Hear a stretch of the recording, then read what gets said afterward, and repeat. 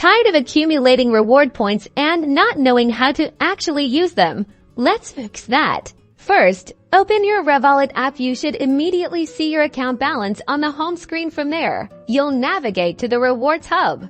Look for that icon that usually looks like a gift box or a points icon. It might be labeled Rewards or Hub.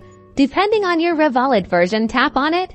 Inside the Rewards section at the top, right under the Rewards banner, look around the screen for a clearly displayed point balance. It displays the total number of points you've earned from various Revolut activities, like referrals, cashback, or completing certain actions. See it? Great! Now, let's see what you can do with those points. Scroll down within the Rewards section, and you'll find a range of redemption options. Usually, you can find the option to convert your points into actual cashback directly into your Revolut account. Simply tap the Convert to Cash option. For sometimes there might be special offers or discounts you can claim.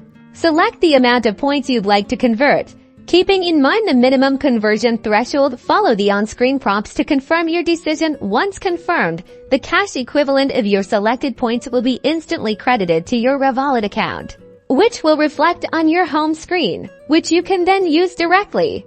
And just like that, you've successfully transformed your Revolut reward points into spendable funds.